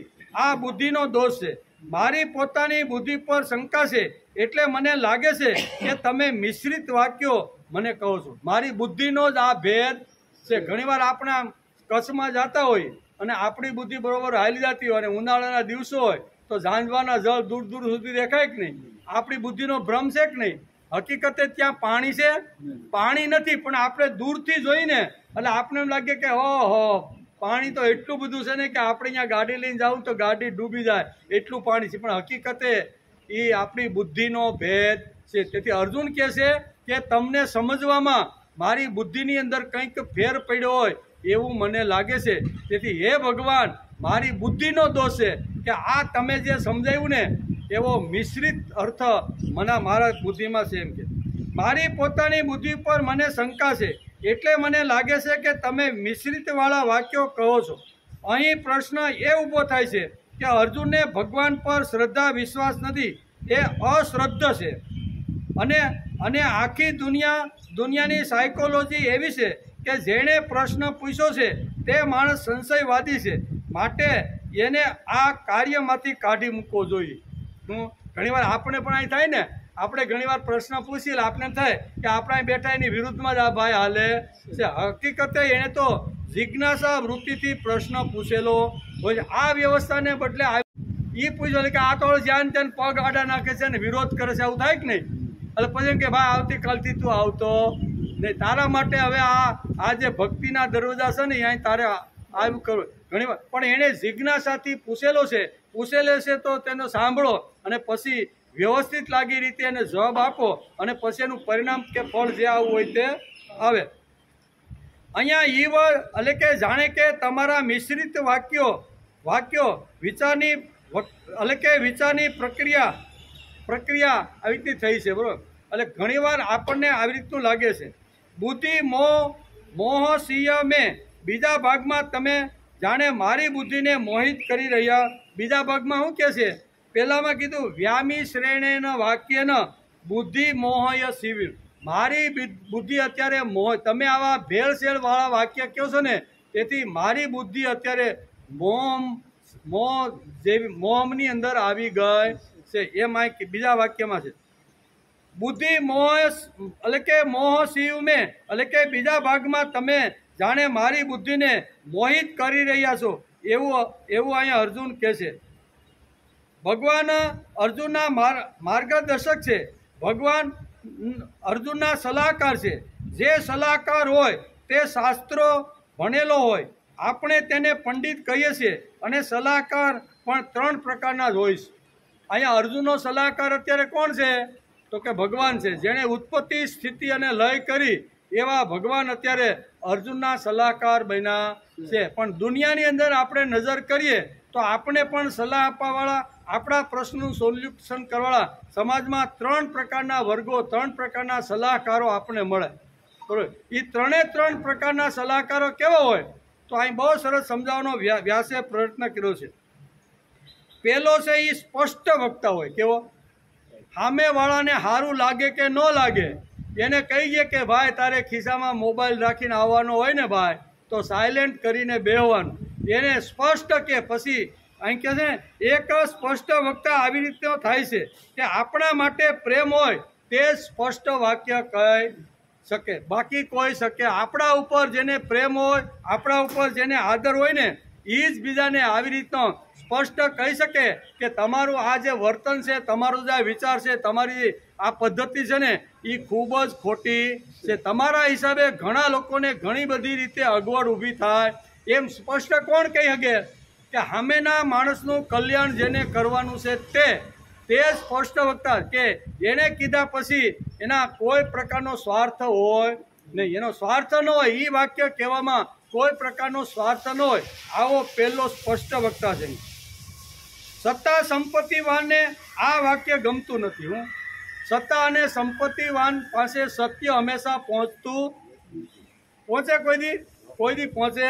સત્તા અને સંપત્તિવાનને આ વાક્ય ગમતા નથી. અધિકારી હોય છે તેને પણ આ વાત ગમતી નથી. તેને આવો સ્પષ્ટ વક્તા ગમતો નથી. તેથી સ્પષ્ટ વક્તાને કોઈ દિવસ એ લોકો બોલાવતા. જે સ્પષ્ટ, જે પોતાના શું કહેવાય આવી રીતનો વસ્ત્રહરણ કરી નાખે ને કે તમારી અત્યારે જે વર્તન છે, તમારું જે વિત્ત છે, તમારું જે અધિકાર છે, તમે જે સત્તા ઉપર બેઠા છો ને એ સત્તાનો તમે મિસયુઝ કરી રહ્યા છો. તમારી સંપત્તિનો તમે ગટરમાં નાખી અને દુનિયાનું સત્યાનાશ કરવા વાળો છો. આવો સ્પષ્ટ વક્તા કોઈ મળે તો એવા લોકોને આ સત્તાવાળા, પૈસાવાળા અથવા આવી રીતના વિત્તવાન લોકો એને બોલાવે ને એને કોઈ બોલે. કારણ કે સ્પષ્ટ જ કહે છે. સામેવાળાને દુઃખ લાગવું હોય તો લાગે, પણ એના કલ્યાણની જ વાત કહે છે કે ભાઈ તમે આવું ન કરો તો બહુ સારી વાત છે. બીજો એક વર્ગ છે જે મૌન છે, સાંભળે રાખે. જ્ઞાની છે, બુદ્ધિમાન છે, કામ કરવાની જબરજસ્ત શક્તિ એની પાસે પડેલી છે, પણ દુનિયામાં જે કાંઈ વાતો થાય છે ને એ શાંતિથી મૌન રહીને સાંભળતો રહેલો. આપણે ક્યાં હવે એના દુશ્મન કે આપણે એને ક્યાં મિત્ર છીએ? જેને જે બોલવું હોય તે બોલે. અધપતનના ખાડામાં જાય તોય વાંધો નહીં અને ઉર્ધ્વ ગતિમાં જાય તોય આપણે કાંઈ બોલવું. આવા મૌનધારી લોકો સમાજની અંદર ઘણું બધું અહિત થાય તો પણ બોલવાનો પ્રયત્ન કરતા નથી. દ્રૌપદીની ભર સભાની અંદર આવી ઘણી ચેષ્ટાઓ કૌરવોએ જ્યારે કરીને ત્યારે અહીંયા કોનાથી રહેવાનું નહીં? એ તો બધા હતા પણ હા યુયુત્સથી રહેવાનું નહોતું ભાઈ. એટલે કહેવાનો અર્થ કે ઘણીવાર મૌન હોય પણ આવી રીતની જ્યારે ચેષ્ટાઓ થતી હોય ને ત્યારે માણસે મૌન તોડી અને સમાજને સાચી વાત કહેવાનો પ્રયત્ન કરવો જોઈએ. તે ત્યાં વિદુર કેવા વિદુર ઊભા થઈને કહેશે કે આ બધો તમાશો બધો તમારો બંધ કરો. કહેવાનો અર્થ કે જેને પેટમાં બળતું હોય હસ્તિનાપુરને અખંડિત જો રાખવાની હોય ને તો તમારા માટે આવા કર્મ યોગ્ય નથી. આવું જડમૂળથી આવી રીતના દુર્યોધનને કહેવાનું સાહસ અહીંયા ઘણીવાર વિદુર પણ સભાની અંદર કરતા રહેલા છે. અહીં કહેશે સ્પષ્ટ આ લોકો જ હોય કારણ કે એને બિલકુલ સ્વાદ નથી. બીજું સત્તાધીશો પણ આવી રીતના હોય છે. બીજી વાત છે કે જે મૌન છે મૂંગો છે, કોઈના માટે પ્રેમ નથી કે તેમને કોઈના માટે દ્વેષ પણ નથી. આવા સલાહકાર પંડિતો પણ જગતની અંદર ઘણા બધા, એને દ્વેષય નથી ને પ્રેમય નથી. આપણે આપણી સાધના કરો, હાથમાં માળા લઈ લ્યો, દુનિયાને જે કાંઈ કરવું હોય તે કરે. રાગ કરવો હોય તો રાગ, દ્વેષ કરવો હોય તો દ્વેષ, પ્રેમ કરવો હોય તો પ્રેમ. જે ગતિ એને જાવું, આપણે તો આપણું કલ્યાણ કરવા. આમ કરીને ઘણા માણસો ગુફાની અંદર બેસી હાથમાં માળા લઈ અને આવી પ્રકારની સાધના કરે છે. એ બીજા પ્રકારના સલાહ છે કે કોઈને કાંઈ કહેતા નથી. એટલે કે અને ત્રીજી વાત છે સામેવાળાને સારું લાગે તેવું. સામેવાળાને સારું લાગે ને એવું મીઠું મીઠું બોલે. એનું બોલે પછી સારું બોલ્યા પછી સત્યાનાશ થઈ જાય. પણ કથાકારો આજે શું કરે છે કે સામે જે પબ્લિક બેઠી છે ને એને મજા આવી જોઈએ. શાસ્ત્રનું જે થવું એ થાય, ભગવાન બોલ્યા છે એનું જે થવું થાય, ઋષિઓએ જે સિદ્ધાંતો કીધા છે એનું જે થવું એ થાય, વેદનું જે થવું એ થાય. પણ હું જે બોલું ને એ સામેવાળાને સારું લાગે તો ધામધમ તો હાલે, નકર હાલે. એટલે અહીંયા કહે છે કે ત્રીજો એક વર્ગ છે પંડિતોનો, સામેવાળાને સારું લાગે તેવું બોલે. સત્તાવાન સંપત્તિવાનને સારું લાગે તેવું જ એને બોલ્યા કરે છે. અને આવા જે લોકો છે ને આ સત્તાવાને પણ એવા લોકોને હરિદ્વાર લઈ જાય કે હાલો અમે તમને એક કથા કરાવી લઈ તમારા. એટલે બાપાઓને બધાને લઈને ઉપડે 8-10 દિન ગંગામાં ધૂપકા ખવડાવે. બરોબર. સત્તાવાન શું કરે કે આવેલા બધા લોકોને કથાકાર પાસેના સુરતમાં આવીને ગુણગાન ગાય કે ભાઈ અમને બહુ ફલાણા શેઠે મજા કરાવી દીધી. એમ કે કથાકારો સારું લગાડવા માટે ખોટું સમજાવે છે. આવા ઘણા સલાહકારો સમાજમાં આપણે જોવા મળે. સત્ય વસ્તુ કહેવાની હિંમત માણસની અંદર હોવી, પછી એ અપનાવે કે ન અપનાવે, એનો બોધ લે કે ન લે, એ પાલન કરે કે ન કરે, પણ જે સત્ય હોય એ સત્ય અંતિમ માણસ સુધી પહોંચાડવાનો જે પ્રયત્ન કરે ને એને પહેલો આવી રીતનો સલાહકાર કહેવામાં આવે છે. ભગવાન અત્યારે અર્જુનના સલાહકાર છે. એને ખબર છે કે શિષ્યસ્તેહમ સાધિમાન તામ પ્રપન્યમ. આમ કરી અને મારા શરણે આવી ગયો છે અને એના કલ્યાણનો પ્રશ્ન મને પૂછી લીધો છે કે હે ભગવાન, હું તમારા શરણે આવ્યો છું, મારું કલ્યાણ કેમાં છે એ તમે મને ઉપદેશ અને બોધ આપો. એટલે ભગવાનના મનની અંદર એક જ વાત ઘોળે છે કે અર્જુનનું કલ્યાણ કેમ થાય, અર્જુનનું શ્રેય કેમ થાય, અને વધારેમાં વધારે કલ્યાણ કરી અને ઈ લોક અને પરલોકની અંદર અર્જુનની કીર્તિ અને યશ રહીને એના માટે મારે પ્રયત્ન કરવા. આને ખરો સલાહકાર કહેવામાં આવે છે. આ જ્યારે કોઈ મૂંઝાય અને એને આવી રીતનો જ્યારે જવાબ આપે ને એને કે ગીતાની અંદર ખરો સલાહકાર કોણ છે તો કે ભગવાન છે. શા માટે તો કે અર્જુનને સાચું લાગવું હોય તો સાચું લાગે, ખોટું લાગવું હોય તો ખોટું લાગે, પણ મારે તો એને કલ્યાણનો જ માર્ગ બતાવવાનો છે. તેથી કહે છે કે અકબર બાદશાહના દરબારની અંદર બિરબલ હતા અને ઘણા બધા પંડિતો પણ હતા. એટલે પંડિતો હોય એટલે ઘણીવાર અહીંયા શું કે અકબરને ઊંધે રસ્તે પણ ચડાવી દે અને માની પણ લે, કારણ કે એને શાસ્ત્રનો ઊંડો અભ્યાસ કર્યો ન હોય રાજાએ. અને જે વિદ્વાન પંડિતો જ્ઞાની પુરુષો એના વિદ્વાન રાખ્યા હોય ને બધા શું કહેવાય મહેનતપણું કરીને જે રાખ્યા હોય એવા બધા રોજ આવી રીતની અકબરની સભામાં આવે અને બધા પોતપોતાની રીતે અકબરના કાંઈ પ્રશ્ન હોય તો એના એ જવાબો આપે. એક દિવસ અહીં બિરબલ કહે છે કે તમે આ બધા પંડિતો જે અહીંયા જે ભેગા કરો છો ને અને મહેનતપણું તમે વર્ષાસન જે આપો છો ને એ તો તમારું બધું પાણીમાં જાય છે. એટલે અકબર કહે છે બિરબલને કે એમ કેમ કહેશો ભાઈ? એ કે આ બધાય તમને સારું લગાડવા માટે જ તમને બોલે છે. બરોબર? તો કે એવું હોય નહીં બિરબલ, આ બધા તો બહુ સારા વિદ્વાન પંડિતો છે, જ્ઞાની છે, એ કે કરો પરીક્ષા. તો કે આવતીકાલે તમારે એક પરીક્ષા કરવાની, તમારે અને મારા વચ્ચે આ વાત રહેવી જોઈએ. તમારે એક મગનો દાણો લઈ આવવાનો, અને મગનો દાણો લઈ આવી અને તમારે વિદ્વાન પંડિતો બેઠા હોય એની સામે આ તમારે મૂકવાનો, અને પછી એક એક પંડિતને તમારે પૂછતું જવાનું કે ભાઈ આ ધાન્ય અથવા આ વસ્તુ કઈ છે, અને એમાંથી જો તમે એની પરીક્ષા કરીને જાણી લો ને તો જ ખબર પડે કે આ હિત કરવાવાળા તમારા પંડિતો તો છે કે તમને ખાડામાં નાખવાવાળા છે. આમ બિરબલે કોને કીધું? અકબરને. અકબર કાંઈ ને, અકબર બીજા દિવસે દાણો લઈને આવ્યો મગનો, બરોબર, અને વચ્ચે રાખ્યો, બધા વિદ્વાનોને બોલાવ્યા અને બધા વિદ્વાનોને કહેશે કે આજે એક હું સરસ વસ્તુ લાવ્યો છું, આ ઘણા સમયથી હું મહેનત કરું છું પણ આની ઓળખ થતી નથી કે આ વસ્તુ કઈ છે. એટલે તમે બધા જ્ઞાની છો, તમે મોટા પંડિતો છો, તમે વિદ્વાન છો, અને વર્ષોથી આ સભાની અંદર આવી અને ઘણા બધા મારા પ્રશ્નના ઉકેલો તમે આપો. મારો એક પ્રશ્ન છે કે આ વસ્તુ મને એક મળેલી છે પણ મેં ખૂબ મનોમંથન આખી રાત કર્યું પણ આ વસ્તુ હું છે મને ખબર પડી ને, એટલે તમારી પાસે આ મૂક્યું છે. એમ કરીને 4-5 જે પંડિતો હતા ને એની સામે અકબરે આ દાણો મૂકી દીધો. અને એક આવી રીતનો જે હતો ને દક્ષિણ ભારતનો જે જ્ઞાની એકદમ વિદ્વાન પંડિત એને બોલાવ્યો કે તમે આ વસ્તુની ઓળખાણ કરાવો, મને કાંઈ ખબર પડતી નથી એમ. એટલે કે આની મને ખબર પડતી નથી એમ કે પહેલો પંડિત આવ્યો અને એમણે કીધું કે જહાંપાન અમારા દેશમાં આ વસ્તુ, અમારા પ્રદેશમાં આ વસ્તુ થતી નથી એમ. એને ખબર જ હતી કે આ મગનો દાણો છે પણ હું કાંઈ આ સાચો જવાબ આપું અને અકબર જો મને કાંઈ કહેતો, એટલે શું કહે છે કે તમે જે આ વસ્તુ મૂકી છે એ અમારા પ્રદેશમાં થતી નથી. આમ કરીને પહેલ છૂટી ગયો, બરોબર. પછી જે તમે કર્મ